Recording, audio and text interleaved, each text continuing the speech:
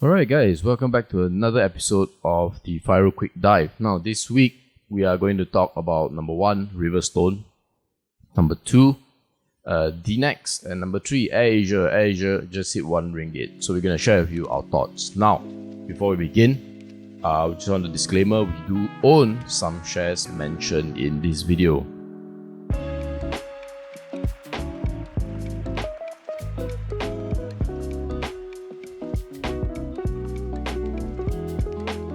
The small market cap space has largely been ignored by financial institutions and brokers. In our Project Small Part 2, we're going to cover 3 companies, FBI, DPIH and Yanhe, and you're still in time for the early bird special. To find out more and to register, you can find the registration link in the comment section below.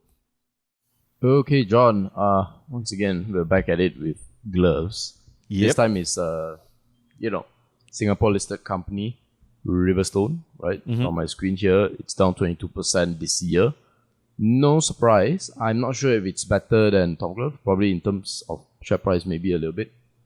But recently, right, there's the news that they are being dumped by EPF, right? And it's, at least according to The Age, it is a first time that EPF is cutting Riverstone. Now, I'll give my thoughts and then you can give yours. But I think this is a very interesting move by KWSP because they're almost behaving like a momentum trader, I guess, right? Yeah. It's, the momentum is not so good, so they get rid of it. Of course, they never explain their reasoning why they cut, but I suspect it's because of the increased uncertainty, right? But, I think this uncertainty in the glove markets could have been seen and observed, I think, 6 months beforehand, right? Anyone who has watched our podcast with, Niago knows how difficult it is to, predict, right, future ASPs and all that. So the fact that they took too long, either because, they have a lot on their hand, EPF or KWSP, or they are just following the trend, right? Like, it's very unpopular to hold all these companies now. And imagine if they hold it and then EPF holders are asking, like, oh, why are you holding this stock, for the nation, essentially? Then they'll be lost for words, I guess. Or a third one is that, maybe there's something specific about Riverstone that we obviously don't know, that they know. And so that's why they're cutting. But what are your thoughts? Actually, their cut wasn't too big, MJ. It was about 1%. Okay. 1%. It's not even up to 1 million, I think, if I'm not mistaken, as I read the article. My thoughts are very much aligned to what you said about ASP dropping and not being the trend. About them being trend or thematic kind of investors, both you and I will never be able to guess, because not only do they invest on their own, they actually subcon some of these fund management to what we call the fund managers, external fund managers, to buy and sell. So this, they did not specify very clearly whether it was they themselves reducing their direct stake. I think they did for this one. But it was still just 1% rather than being a substantial holder at about 7%. But here's what's interesting. If you looked at the Riverstone kind of annual report over the last, and the numbers over the past 5 years, I think investors will be better served rather than relying on the KGAR that you've seen right now on the screen. Right? Oh yeah, obviously. 50%, 52% on net profit. Hey guys, this is peak. You really have to normalize it. Right, and the second point I like to highlight is that EPF in its strategy, you have to remember every year they have to pay out dividends to shareholders, right? And what I foresee is that they realize that they may not be upside, particularly for this stock, and they have been very prudent to write down some of the listed equities. So MJ, their investment income rose by 25%. This first half. And so while they dump the stocks for probably better value, other value stocks, I think 2 things. One is they need to pay dividend. Second thing is that even with that dump down, they managed to have an income rise.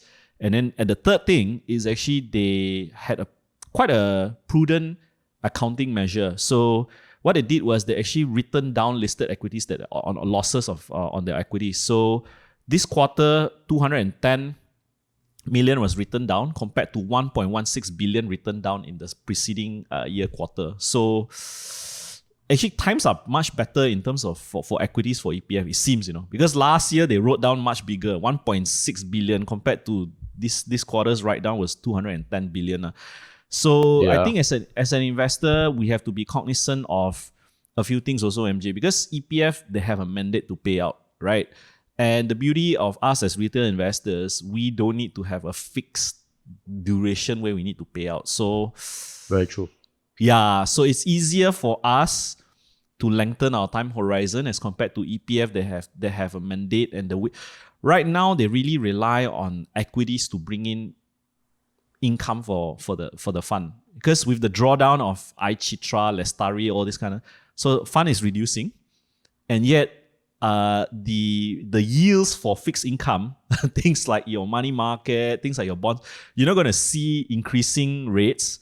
So you're like stuck in the middle. You have to rely on equities derived income to actually pay out more, and then you have a fixed timeline, and then fixed income isn't giving you lah. So I think that's how I would rationalize the EPF action. Yeah. So back to you. Yeah, and I think before we end this segment, also I just want to add, like, I think people pay too much attention to EPF selling and buying because a lot of it is just their own personal fund managers selling. Correct. So, for those who don't know, EPF employs third-party fund managers, right, to invest for them. Part of the money. So you may not know this, but actually many fund managers manage your own money as a Malaysian. And what they do is sometimes they can buy and sell without telling the main EPF body, right? Yeah. But when they buy and sell, because they're using EPF money, so it gets recorded in Bursa Malaysia as EPF sells or EPF buys. Yeah. And we tend to think that like there's this central head or one guy making the decision as EPF and he's the one selling or buying a particular stock. That's not true. And so that's what I wanted to share. So take it with a pinch of salt. Of course, if it's a big divestment, then maybe you can care a little bit more. But as John said, right, it's only 1%. Yes, guys, before we move on, I just want to share with you, if you didn't already know, whenever you have maybe an investment idea that you need someone to check on or to have a second opinion, just email us, right? Email us your ideas. We'll actually check it for you for free. Send it to this email here. Make sure it's in a Google Doc or Google Sheet format so that we can actually edit our comments straight away. And if you do a good job, we may even consider adding you into our research group. Alright, so we move on to Dnex next. They had a really, really good quarter, right? If you look at the slide, 120 million profit.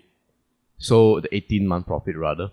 A lot of that is due to the acquisition of Ping. I can't remember the full name, just Ping. Ping Petroleum. Ping Petroleum, yes. Yeah. So no points for guessing what industry Ping Petroleum is in. They're actually in the upstream business, and if you look at the share price for Dnex, it's done really well this year, right? It's about 3.5x. Even the 6 months pretty flat, but of course, if you bought at the start of the year, it's doing really well.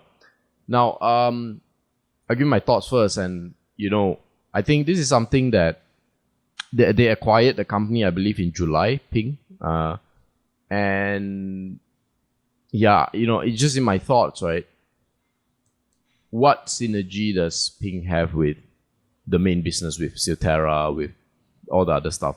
I really not sure. I remember in a previous quick dive you were sharing with me how Dnex was in many things, right? And it just rubs me the wrong way, right? It doesn't mean that the management is bad or anything. It's just I just don't see how this is synergistic. This is a move that makes sense, right? Getting to an oil and gas company in an industry that's not exactly growing, and to my knowledge, one that they don't seem to have any expertise in. But what are your views? Actually, I had the privilege of attending one of the analyst calls, MJ, and I asked Tan Sri the same question, and he actually said that's why he's revamping the management team. On your point about the expertise, he brought in a lot of industry veterans. He bought up a few companies like OGPC as well.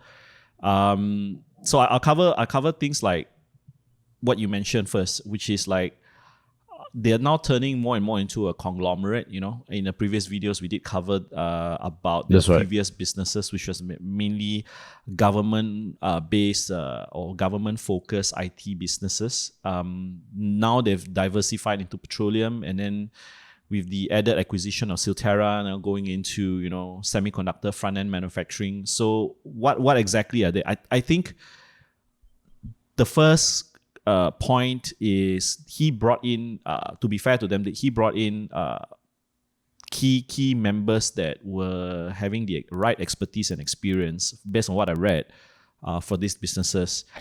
The challenge will be how to gel and synergize this business, which is, management can tell you whatever they want, but only until they have proven their execution, then you can make a judgment call, rather than just seeing it at the beginning. That goes to address your point. My thoughts about this quarter's boost in revenue, not so much revenue, but in profit, is that investors are better served looking at not just the quarter, but also as a time series. So don't be happy by just that boost. Wow, suddenly 120 million boost in net profit, right? It must came from some. Nothing falls down from the sky, guys. And more importantly, to address what did it cost the business, in this case Dnex, to acquire these businesses, they actually had to issue shares. They actually had to get warrants converted to mother shares, which means in a way it's kind of like a rights issue. So they put in, they got about 1.5 million from the shares issuance, warrants conversion about 168 million, and then additional issuance of ordinary shares about 120 million. So all in, and a combined effect to bring in energy profits to about 273 million for the most recent 18 months. So going forward, you have shareholders, right? You have to look at it. You have diluted equity to bring in the business of Ping, and going forward, you have to see whether this makes sense or not. Because equity, and I don't know whether MJ will agree with me on this, equity is the most expensive form of capital. Why do I say that? Because equity is permanent. If you go for a bank loan and you pay interest, there's a certain period where, yes, you suffer in paying interest to the banks, but then in a way, shareholder equity is protected, a long-term value of the equity is protected because you're not diluting it too much. So, MJ, I don't know, your thoughts about equity? Yeah, I think equity is usually more expensive. I think it makes sense to do equity if, let's say, it's in a higher growth kind of industry, right? But when you're raising equity for, I think two things are, you need to be a higher growth or more stable and predictable. So like what the guys are doing at Yinsen, that makes a lot of sense. Yeah. But with what they're doing, a little bit more challenging. Yeah. Especially Silterra's business Ping, okay you would say it's a mature asset. They know their 2P reserves. They know their 2C reserves. So a little bit more, how would I say, predictable. But with Silterra, it's quite a big question mark. There's still a lot of OPEX that needs to be poured in. I mean, because for me, it's relatively straightforward. The future profits that I'm going to get needs to be a lot bigger than what I'm giving up now. And that only can come through growth usually. Yes. So even in the case of Ping, yes, definitely it's more stable, but it all depends on how unreasonable you want to be as a shareholder, right? Yeah. And for me, I would be unreasonable because you're just diluting me. And so as a result, I wouldn't be like too happy about it lah. Yeah. Okay. Just one last bit before we end. I think I know some of the viewers may not be very familiar with oil and gas, don't understand 2P, 2C, what are reserves. There's this thing called goodwill, reserves and goodwill that actually boosted the profits of Dnex. So we've covered a video on Hibiscus, which is the other partner for the Airasia cluster. So on the slide right now, Ping owns 50%, Hibiscus owns 50%. So if you want to know a little bit more detail about the oil and gas, especially the E&P, exploration and production, how does the business work, check out our video on Hibiscus, which we did about 2 months ago on the link on the right? I think I'm pointing in the right direction. Yeah, so just to increase your mental models about how Ping Petroleum will contribute to Dnex in the future. Okay, guys, if you're enjoying the video so far, remember to share it with your friends and family, right? If they like this kind of content, right? We're very, very thankful when you spread the word. Of course, give it a like, subscribe, click on the notification bell so that you know when new videos are out for you. Alright, John, last one is Airasia. Congratulations, all Airasia shareholders, right? It's above $1 after a very painful, probably even 5 years. Yeah, man, 5-year price. Look at that. It's down 60%. After a very painful 5 years, finally the 1 year price chart actually is up 50%. And the year to date, I think when we covered it back then, it was about 60 cents or 70 cents at MJ. Yeah, I remember that. Yeah. And I was doing this calculation, and so far the thesis is playing out. Yep. But again, you say this is all about probabilities, right? Yep. Could it still be down 60% today? Yeah, definitely. But at least the odds when I was looking at it back then was pretty good, right? If it goes down, it won't go down so much. But if it goes up, then you're seeing what it is now. But again, it's too soon to call, right? But anyway, why this is happening? Because I think the population is getting vaccinated. Once we hit, I believe 90% vaccination, that's when things will come a lot easier. Then there's that boost, because Langkawi now is open. So, I mean, I don't know whether the market is buying because Langkawi is open. I think that'll be a quite interesting way to invest. But it's true. Some of my friends, they already started going to Langkawi. And I was like, oh, wait, I didn't know you can go to Langkawi. So I actually found this out not through the Edge. I found this out through Instagram. But yeah, I know you have some interesting calculations about Langkawi, right? So you want to share with us? Yeah. Actually, to add to your point about the Instagram thing, when I was doing some research about this last night, MJ, there were 4 or 6 people that got fined for going to Tioman. What's with this Tioman? No, because the travel bubble is for Langkawi and then subsequently Malacca, Penang and all that, right? But Tioman is not under the travel bubble. So they were actually fined for crossing the state. How much do you know? I think 5,000 each. Wow.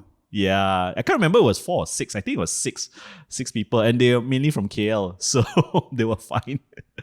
Yeah, so go check that out, that piece of news. So, so Bo Lingam, which is the group president for Airasia, mentioned in a press release that they sold 260,000 seats over a week when Langkawi was open up. And he said it was a strong testament to pent-up demand. Yes, I know a lot of people want to travel, right? Either for work, not so much for work, more for visiting their friends and family members that they have not seen in a year, and also for leisure because they've been cooked up at home. So I got this idea from a guest that we've interviewed quite recently, Pankaj Kumar, right? And he was mentioning something about if they had sold 260,000. When the press release was first came out, he said about 200,000. Riyad Asmat, who is the CEO of Airasia Malaysia, said 200,000, and then Bollingham said 260,000. He was trying to figure out what kind of duration, that means the amount of duration of days that Airasia has actually sold to test their capacity. So I did some digging. And I found that one plane can carry roughly about 180 people, right? And they said that Airasia said that they are resuming 90 weekly flights. So that roughly brings about 13,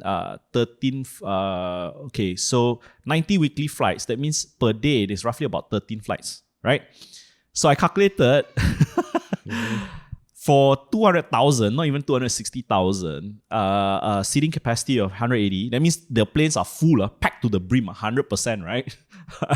They need 111,000,